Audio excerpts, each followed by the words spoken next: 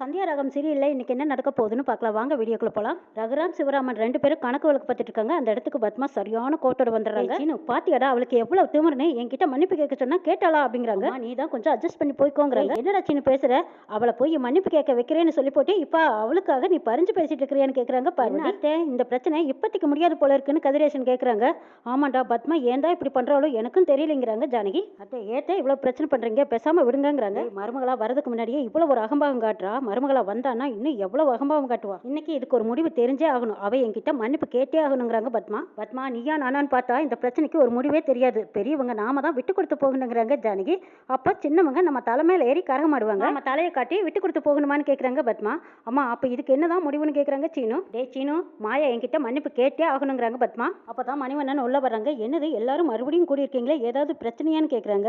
பெரியப்பா காலையில நடந்த பிரச்சனைக்கு இன்னும் தீர்வு கிடைக்காம இருக்குங்கிறாங்க கதிரேசன். சீனு கடையில ஆர்டர் பண்ண சைஸ் எல்லாம் வந்துருச்சு, இன்னைக்கு சைஸ் பார்த்து அடுக்கி வைக்கணும். இன்னைக்கு கடையில பயங்கர கூட்டம், ரொம்ப நேரமா நானும் நின்றுட்டே இருந்தேன், இப்ப பசியா இருக்கு பத்மா, ஒரே பசி, வா சாப்பாடு போடுவான்னு கூப்பிடுறாங்க மணிவண்ணன். பத்மா ஒரு தடவை சொன்னா கேட்காதா, உனக்கு 2 தடவை சொல்லணுமாங்கிறாங்க. எங்க வீட்டுல என்ன பிரச்சனை நடந்துட்டு இருக்குது, நீங்க என்ன கேட்டுட்டு இருக்கீங்க பிரச்சனைங்கிறாங்க. என்ன பிரச்சனைன்னு உங்களுக்கு தெரியாதாங்கிறாங்க பத்மா. ஆமா இது ஒரு பிரச்சனை, இதை பெருசு பண்ணிட்டு இருக்கிறீங்க, என்ன நடந்தாலும் சரி அப்புறம் பாத்துக்கலாம், எனக்கு பசிக்குது வந்து சாப்பாடு எடுத்து வைங்கிறாங்க.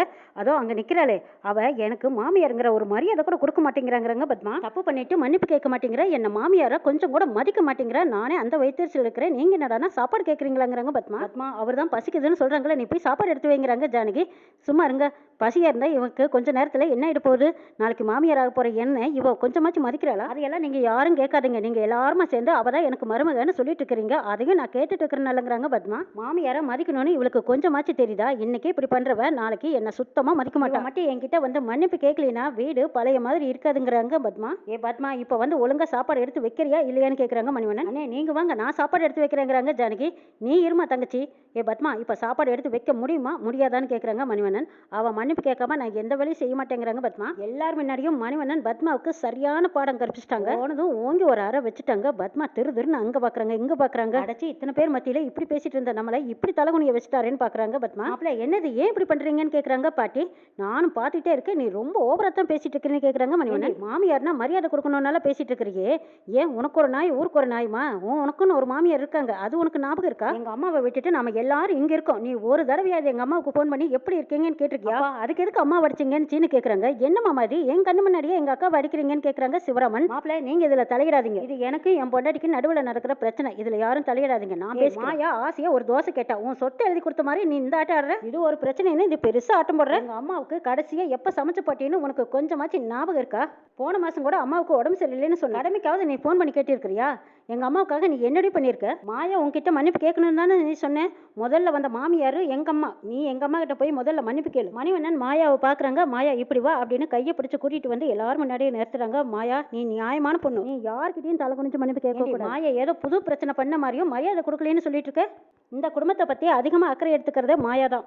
ஒரு கடைக்கு முதலாளியா இருக்கானா அதுக்கு காரணம் யாரு, மாயாதான். நம்ம புள்ள கடை வச்சிருக்கான்னு பெருமையா சொல்றோமே அதுக்கு காரணம் யாரு, மாயாதான். நம்மளுக்கு அந்த கௌரவத்தை கொடுத்ததும் மாயாதான்.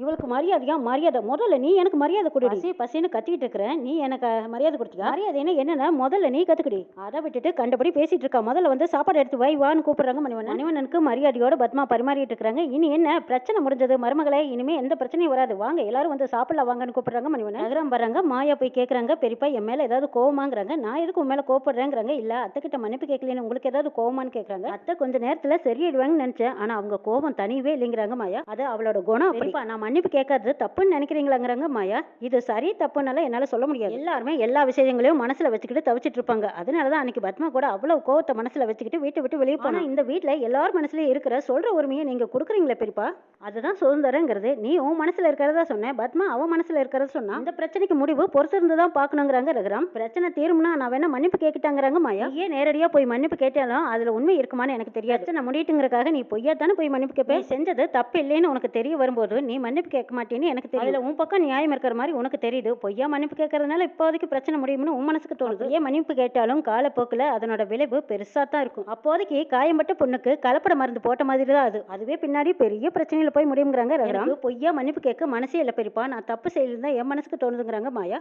உறவுகளுக்குள்ள பொய் இருக்கக்கூடாது, உங்க 2 பேர்த்தோட நட்பும் உறவும் தொடரணும்னா உங்க 2 பேர்த்துக்குள்ள எந்த ஒரு பொய்யான விஷயமும் இருக்கக்கூடாது, மாயாக்குள்ள பொய் இருக்கக்கூடாது, நீ மன்னிப்பு கேட்டாலும் அது மனசார இருக்கணும், அதனால நீ மன்னிப்பு கேட்காம இருக்கிறது தான் சரிங்கிறாங்க ரகுராம். பெரியப்பா நீங்க என்னை புரிஞ்சுக்கிட்டீங்கன்னு எனக்கு தெரியுதுங்கிறாங்க.